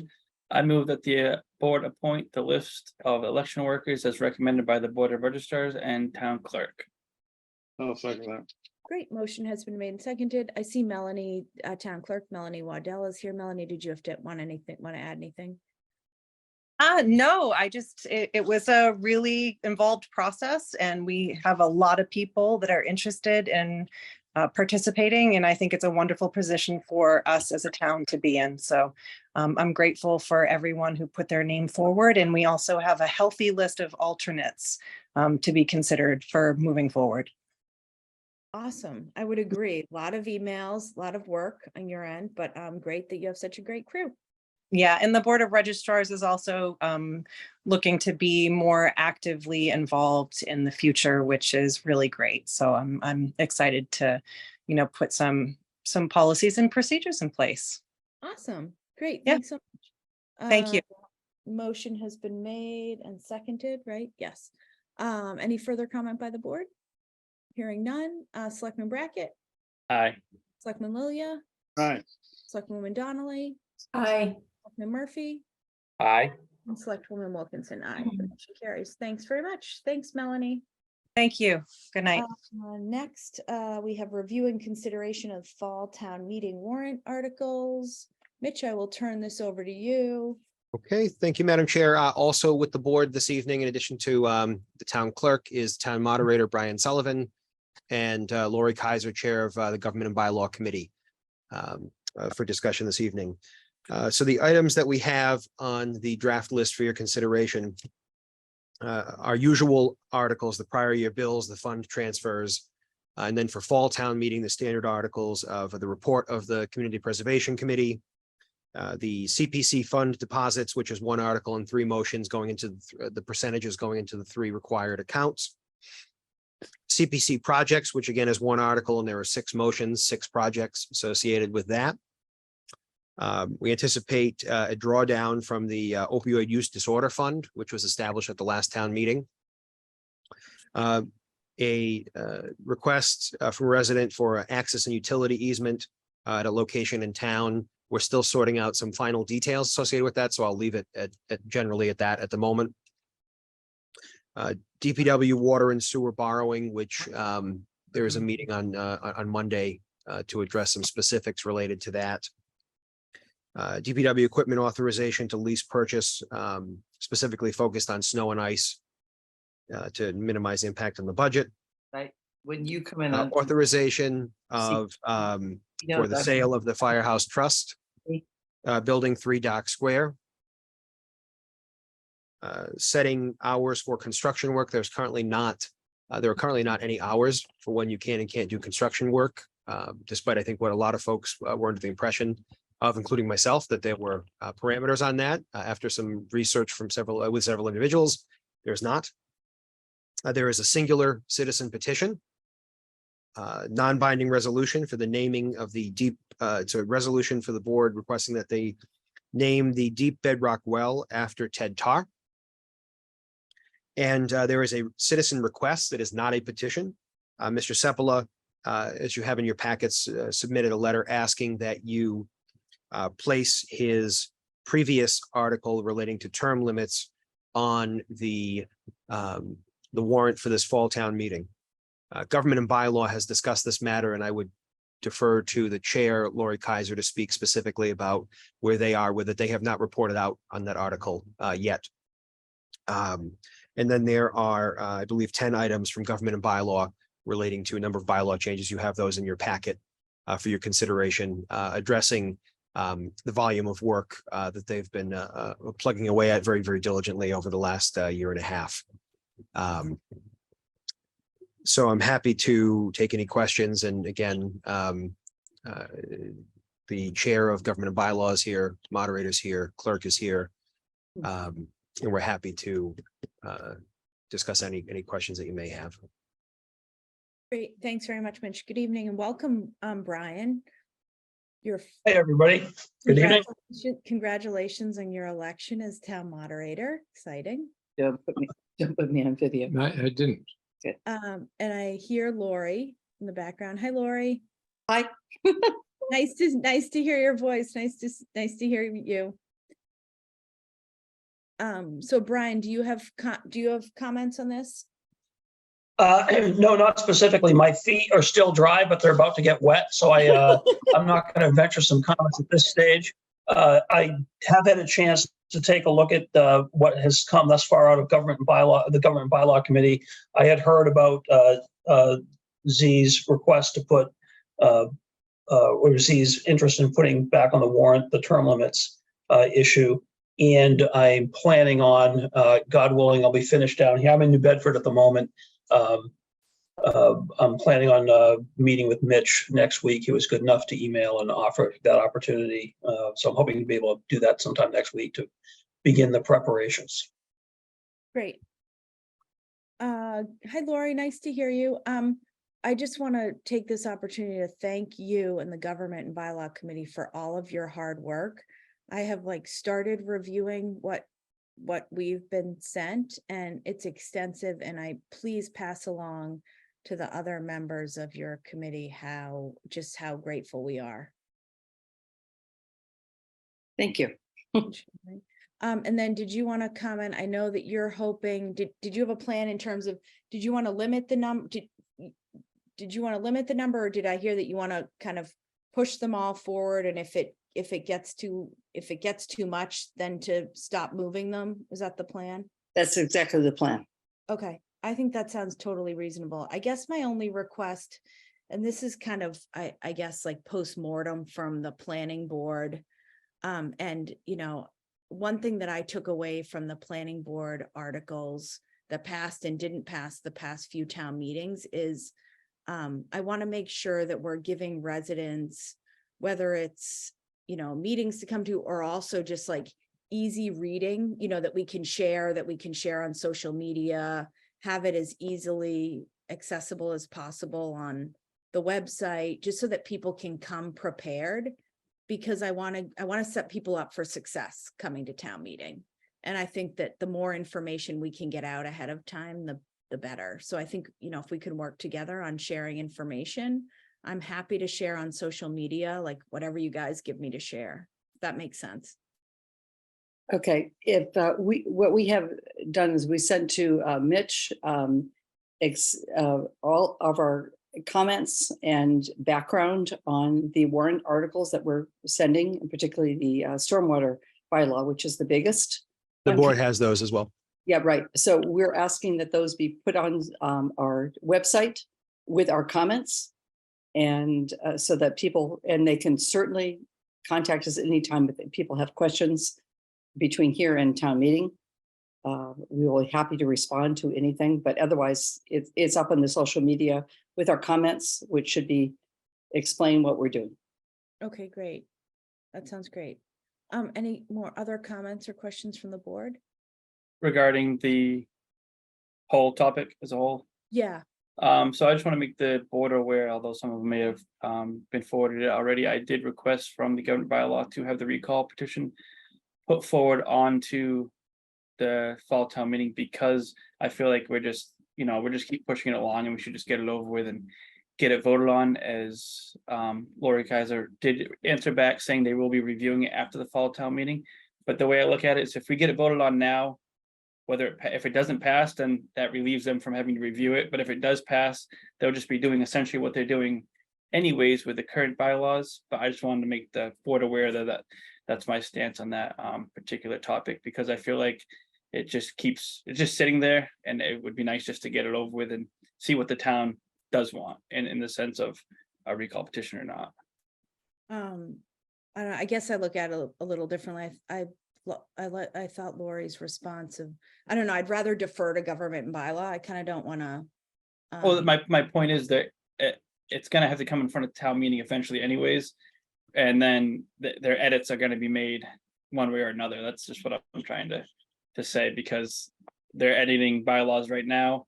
The current bylaw would be voted on. It may not pass the way it's written, which some people would be happy, some people wouldn't be. And then if they change stuff, it may be more likely to get more votes. It's just how you want to look at it. That's again just my opinion. I understand that the board doesn't want to put it forward. So Okay, if I could speak on this, is that it's a little premature because there were issues raised by, and particularly by the petitioner, that we would like to respond to as the committee. And we have so many other bylaws coming forward that we're really not able until after fall town meeting to really, we think that to really respond to what town meeting needs. And we would like to really do further research and really give an intensive response to that after town meeting. If I may, Madam Chair, I just would like to support what Lori just said and what you have said. I think we owe it to the Government and Bylaw Committee, which has done so much work, to defer to their decision on this matter. Yeah, since this is a petition article, I will let if Well, just to clarify, it's not a petition article in front of you. Right, now. at this, It is I'm not a sorry, you're petition. right, it's not at this point. I just read petition. So since this originally was a petition article, right? If Mr. Supple is here, I'd let him very, very briefly comment on it, but I also agree with Lori. I just want to defer to whatever government and bylaw does, because I feel like at this point it's in their hands. But Mr. Seppala, did you want to make a comment on this? His hand is raised. See? Yes, I will make one comment. I sent a letter to Ross Brackett and also to the selectmen indicating that I would be willing to make some changes to my petition, but I don't think I'm going to make those changes. I think I'm going to insist that you pass this petition on. If there are concerns about it, amendments can be made at town meeting. At the last town meeting, when this was deferred, there were four speakers: Denise Donnelly, Charlie Seavey, Bob Visnick, and Pat Brown, everyone a town official. I asked to speak about something and I was told by the moderator, no, we've got a lot of people. Well, those lots of people never showed up, but I never got a chance to speak. So I am very upset about the process here. And I would like to insist that this go back on the warrant, that any concerns that anybody has, they can bring them up as amendments to the article. I noted that the major concern of most of the government bylaw was the numerical quantities. And about a half an hour ago, your town attorney said, I don't want to entertain hypotheticals. I asked the Board of Selectmen not to entertain hypotheticals either, and just go on with the petition as it's written, and let's see what happens. Thank you. Thanks, Zenas. So I just want to make it clear that if we make a motion, this article is now in the hands of government bylaw. It's not being put forward on the warrant right now. Okay. Brian, did you have a comment about this? Not about this, no. On the subject of getting out information on the expected warrant, my understanding is that the warrant will be in some kind of a final form about the middle of August. And I know I've had people communicate with me about interest in having some type of forum and opportunity to discuss the warrant pre-town meeting, which in principle sounds like a good idea to me. I've never ventured into this. I actually wanted to speak to Melanie and Lori about it as well, but I plan on seeing if there's any way for me to, with either Melanie or Lori or anyone else who's interested, set up a chance to discuss the warrant before town meeting in what I think of as an informal atmosphere. I don't know if that's something that would be successful or not. I understand it's been tried in the past, and what I've always heard is that people don't necessarily show up, or the same people show up that go to town meeting anyway. But I was going to look into some chance to either have an evening or a weekend morning or something like that, where people can discuss well before the town meeting, a week or 2 weeks or something like that, what the anticipated issues are going to be and what the language is. And so that people, if they really want to educate themselves before they get to town meeting, have a chance to do that, in addition to whatever can be given in a written form for people to have available during the course of town meeting. So in any event, I know that's like a report about, here's a plan to do something with no specifics, but that's what it is. No, Brian, I totally agree. And I guess that's what I was getting to. We just need to make sure, and that was brought up to me as well. And I just said that, because someone brought up to me, another community has like the night before and everyone goes and decides everything. And I was like, whoa. I was like, we would do it would have to be a legally posted meeting if we had a quorum of public officials there, like we have tonight. I would be happy to assist or participate in that. But obviously what we would do would be legal and legally posted if necessary, et cetera. But I think the more the better in getting the word out and educating people. Yeah, I'm just thinking of when people ask questions at town meeting that kind of bring everything to a screeching halt because they have a specific question about how did this get there? And it might be a legitimate question, but it can be cleared up maybe a little bit more easily in a less formal atmosphere. No, I wasn't thinking everybody gets together the night before and decides everything ahead of time. I was like, whoa. But yes, so totally agree. Happy to work with you on that. Cool. Sarah? Selectman Murphy? Yes, thank you. And thank you, Mr. Moderator. I think that's the first time I've ever addressed you as Mr. Moderator. So congratulations on your new position. I think that's a great idea. Any idea of how many communities that do something like a pre? I know we used to do it when I was in Manchester. We had a pre-town meeting. Any research that you may have done regarding that?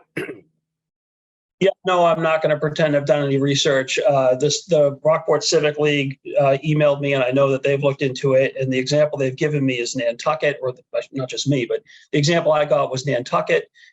And I guess that's been like 30 days before town meeting. I don't know that that's practical, certainly not this year. Right. But that's the only one that I know of. I would imagine that people do it because it makes, frankly, a lot of sense. It does. So Yeah. Brian, it was brought up to me by the Civic League as well. And just to be totally transparent, that's also, I said it had to be a legally posted meeting. The answer I was given was, no, it doesn't always have to be a legally posted meeting. And I said, well, if the Board of Selectmen is going to be involved, it actually does. Yeah. So happy to work with you on this and try to figure something out. Yep. Awesome. Would you like a motion, Madam Chair? Yes, and then I think Ross, did you have a question? 1 second. Yeah, I just wanted to ask the town administrator, because the signatures are cut off. How much was the total signatures that the citizens petition received? The citizens petition had well over the required amount, I believe. 100 was the required amount, and the clerk certified that there's certainly at least that, if not more here. There are a number of sheets. You have just the first page. They're all the same, obviously, with multiple pages of signatures. Thank you. Great. And then Lori, are we good on your end? Thank you. Okay. And then I do think we just have to address if there's interest. I know Ross has said he's interested, if there's interest from the board to move what was a petition is now the article that is now in the hands of the planning board regarding the recalls. If the board did want to move that forward, I don't have an interest in doing that. I feel it's totally appropriate where it is in the hands of the planning board, which is what town meeting voted. Government and Government and bylaw. bylaw. I'm sorry, government and bylaws. I'm tired. Government bylaw, I'm muted at the moment. The government bylaw is that we have not finished our deliberations on this article. And so it will come to what we have anticipated will come to Springtown meeting. Yep, which is I totally agree with that, and it's totally your purview. Thank you. And is there any other comments? Are you just taking consensus? Or are you gonna take a motion after that about that article, or are you just kind of? I would just take a consent. Is a consensus okay, Mitch, or would you rather someone make a Well, motion? about so it? I think it's up to you. You could do a consensus. There would need to just be kind of a final vote, and depending on what your consensus is, you'd address it in that final vote. Okay, It's up to you, though. okay. So would someone like to make a motion either way? Am I For the recall, or for? a motion for the warrant articles? No, a motion. Mitch, can you help me out here? A Sure. motion. So are you seeking to do a motion on whether to include or not the recall request? Yes. Okay. So I'll simply, specifically that. I'll make a motion that the Board of Selectmen place the spring town meeting recall petition on the fall town meeting. Okay, is there a second for that? I'll second that. Okay, motion has been made and seconded. Any further discussion? So Ross has made a motion to include it on the warrant. Okay, all those in favor, Selectman Brackett, Aye. Select Woman Donnelly, Nay. Selectman Lilia, Aye. Selectman Murphy, Nay. Selectwoman Wilkinson, nay. So the motion doesn't carry 3-2. Okay, so does that clear us up on that one? I apologize. I didn't realize that I thought we just had to kind of come to a consensus on that. I didn't realize. You could do it either way. It didn't require it, but this Got it. brings Okay. finality to it, I would say, for your meeting right now. Okay, perfect. Great. Okay, and then is there a motion for the warrant articles as presented? Yes, I move that the board authorize the town administrator to prepare a draft warrant of the items submitted for the board to consider at a future meeting. Great. Is there a second on that? I'll second. Great. And so we're just authorizing the town administrator to prepare a draft of the warrant articles. Correct. You'd have a follow-up final vote on it at a subsequent meeting. Perfect. Great. Motion has been made and seconded. Any further discussion? Okay. So Brian, Lori, we're all good on the same page? Great. Yes. Okay. Selectman Brackett, Aye. Selectman Murphy, Aye. Selectwoman Donnelly, Aye. Selectman Lilia, Aye. Selectwoman Wilkinson. Aye. The motion carries. Great. Thanks so much, Brian. Nice to see you. Lori, nice to see you. Thanks for coming. See you soon, something tells me. All right, everybody. Good night. Take care. Good night. Okey doke. Now on to Board of Selectmen. Sorry, Madam Chair, just one other quick item since we're here for this particular piece. Barring objection, the intention is that we go back to what we've always done with fall town meeting and in the gym, in the auditorium. Is there an objection from the board for having it in the auditorium like we had previously done? Mr. Moderator, any thoughts? No. I think to go back to the Auditorium. which is the gym. Yeah, I mean, I think if based on everyone's experience, if that holds the typical attendance, which I think it does, good with me. Seats are better. It does. The clerk and I had a discussion on that, and Madam Clerk, I think you were comfortable when you looked at the numbers that there would not necessarily be an issue based on historical data. Yes, I mean, we usually go between 200 and 250, and there doesn't seem to be anything that's too catchy on the warrant that's going to bring in a much larger draw. Hopefully, we always hope that there's more people, but if we stay under, I believe the 350 is the max in the auditorium. So barring objection, we'll prepare the materials for your consideration based on the auditorium as your location. Okay. Great. Thank you. Great, thanks. Okay, Board of Selectmen and Town Administrator updates. Mitch, would you like to start? Sure. Thank you, Madam Chair. So we are in the process now of preparing. This kicks off the town meeting prep. So we are starting on that. Next step will be getting the warrant articles to town council, getting some early drafts of those prepared. And then we'll be moving on to preparing the booklet to go out. So as far as materials disbursement, we upload those to the town meeting tab on the website as they're created and approved.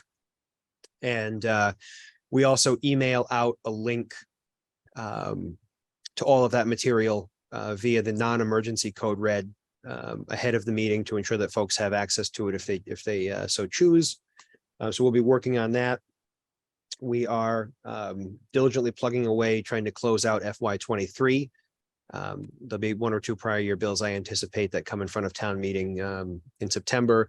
So we're working diligently on moving ahead with that, as well as the general kind of summer items that come through, converting over to this new fiscal year, closing out the previous, getting the capital projects off the ground.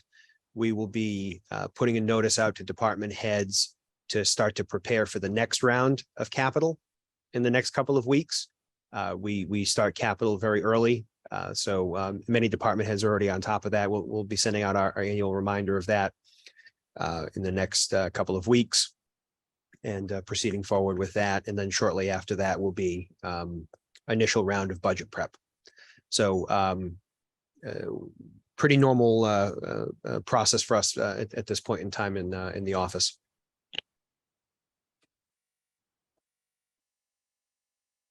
Muted, so. Other members? Oh, Denise? I'll defer to Go Paul ahead, for. Paul. No, Denise. I was just going to give an update. The planning board has been trying to schedule a public hearing on the tool company. And the attorney who had been representing Mr. Rousio apparently is no longer representing him and stopped responding to outreach. So the planning board has put that matter on hold for now until we hear from someone relating to the project. So I know that's an issue that's a lot of people ask about, and right now it's back in the property owner's hands.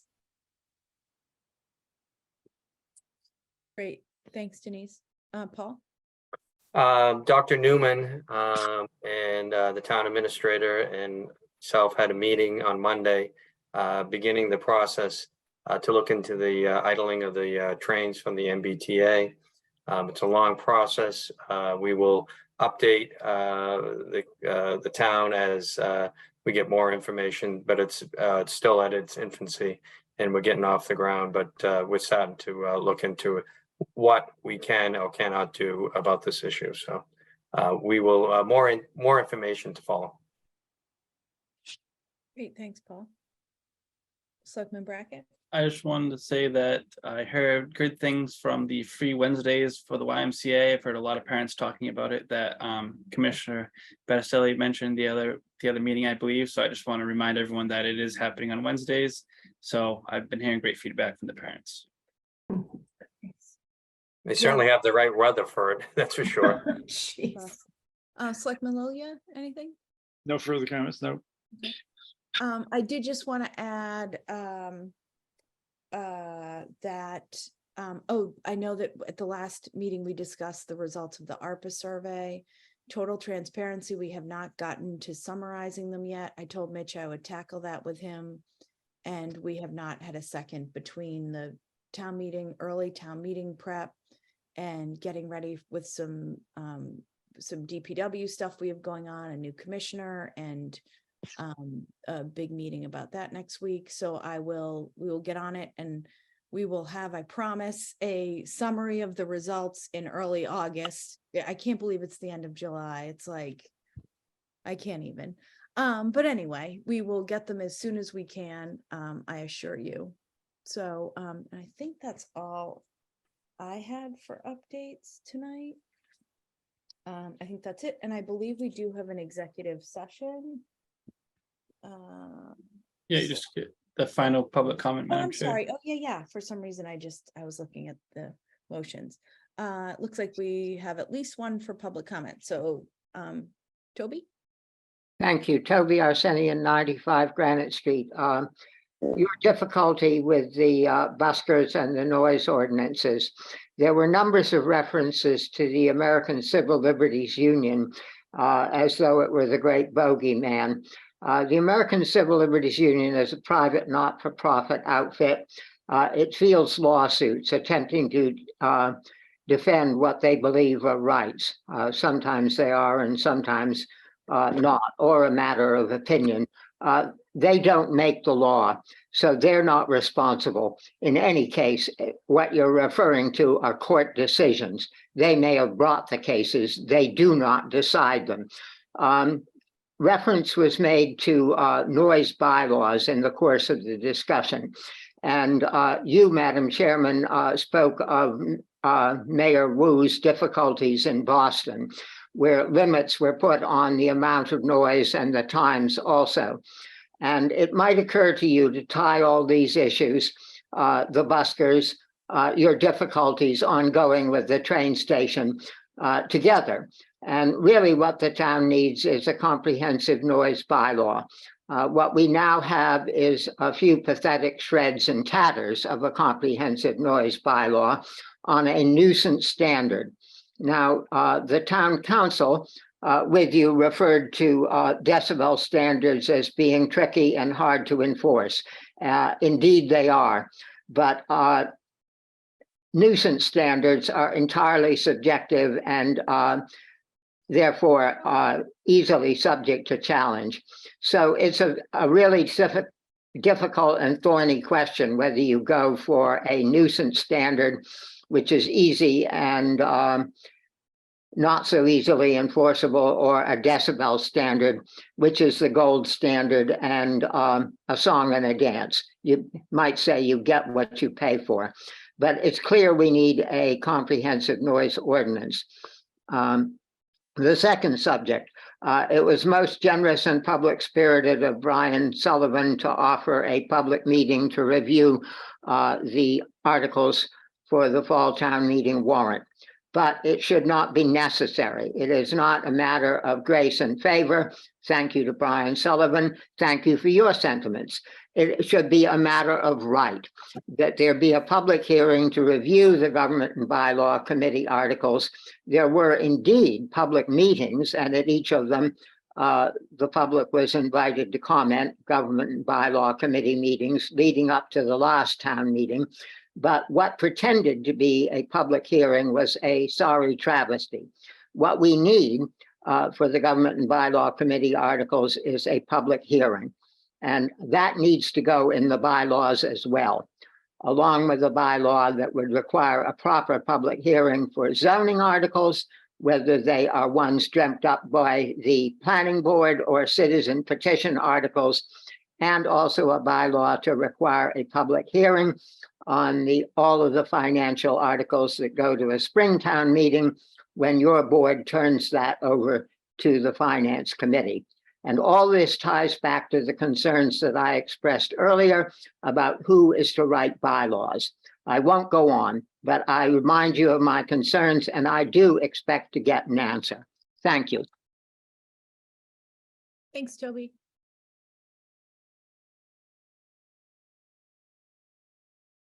Joe, you've been unmuted. Your name and address for the record. All right, thank you. It's Joe Chambers, 108 Granite Street. And I also am a shop owner on Bearskin Neck. And I just wanted to state first in reference to Ross's select board member Brackett's statement about how it affects business. I don't believe it's so much about customers being angry about buskers and leaving. I do believe in my case, my experience is you have customers in your shop and the noise is overwhelming from the music in certain locations, and it's difficult to serve your customers. So that's my experience.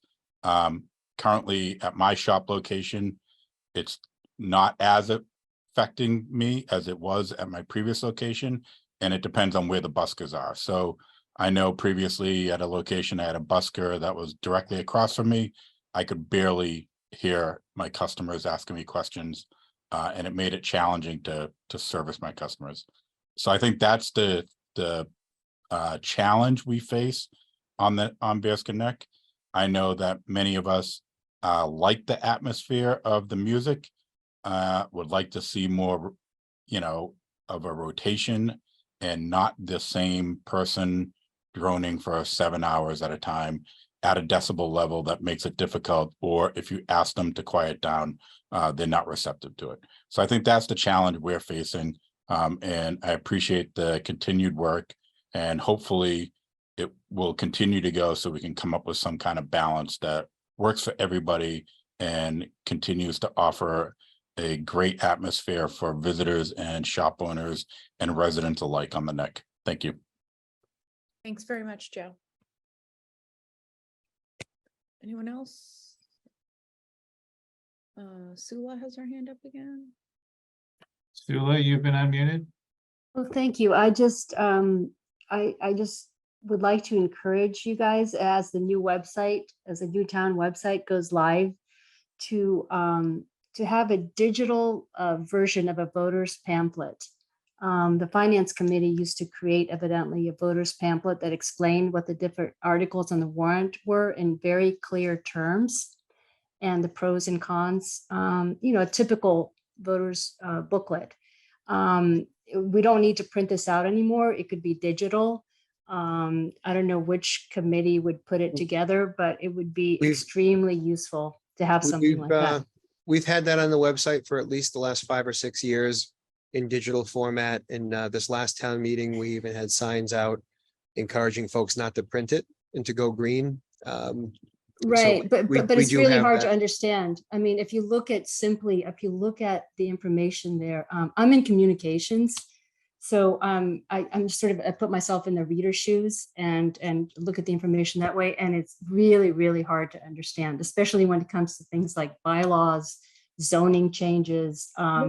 You know, it needs to be presented more clearly, But that information. Sula, I think you're confused. Are you that we do a booklet that explains each article, that explains Right. each warrant article? Yeah, in She's layman's not happy terms. with that. In layman's terms, yeah. We do that. Have you seen it at each town meeting? Is it, well, it's huge, this massive thing. You mean like 200 pages or Yeah, something? it's huge when the warrant articles. Yeah, but no, I'm just saying, I'm just telling you guys, is there any, I want to send you an example. I think someone sent me an example of what the finance committee used to do, and it was extremely well done. I think we're telling you that they still do it.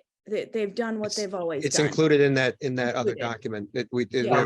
Comprehensive. You mean in the massive 200-page thing, there's an actual like. It's not always 200 pages. It depends on the meeting.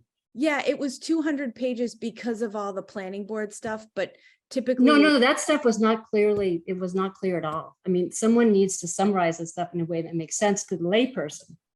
Anyway, I'm just putting it out there. It was done, and I can send you guys an example of what was sent to me that was really well done up until 2018.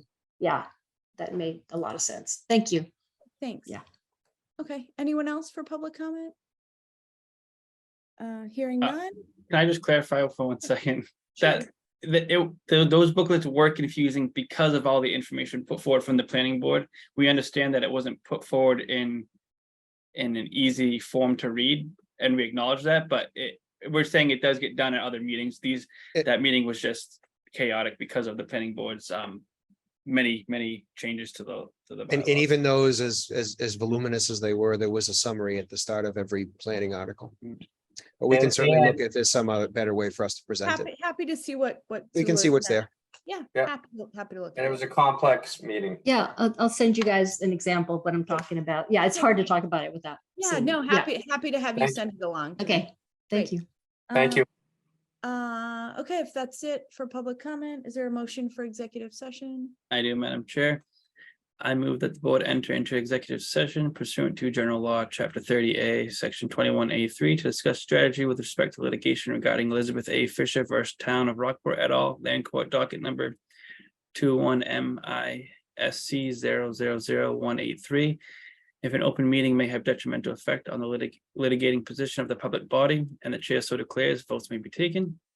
Executive session pursuant to General Law, Chapter 30A, Section 21A3, to discuss strategies with respect to negotiations. ASME General in an open meeting may have detrimental effect on the litigating position of the public body, and the chair so declares. Votes may be taken. Executive session pursuant to General Law, Chapter 30A, Section 21A3, to discuss strategy with respect to negotiations with NCOP Local 154. If an open meeting may have detrimental effect on the litigating position of the public body, and the chair so declares, votes may be taken. We will not reconvene in public session. Great, is there a second? Second. The motion has been made and seconded. Any further discussion? Hearing none. Selectman Brackett, Aye. Selectman Lilia, Right. Selectman Murphy, Aye. Selectwoman Donnelly, Aye. Selectwoman Wilkinson, aye. The motion carries, and I will state the board is entering into executive session because by not doing so, it would be detrimental to the board's negotiating and litigating positions. Votes may be taken. The board will not reconvene in public session. Thank you very much, everybody. See you in a couple weeks. Okay, at this time, the public portion of the selectmen's meeting has ended. We ask that you please exit the meeting at this time.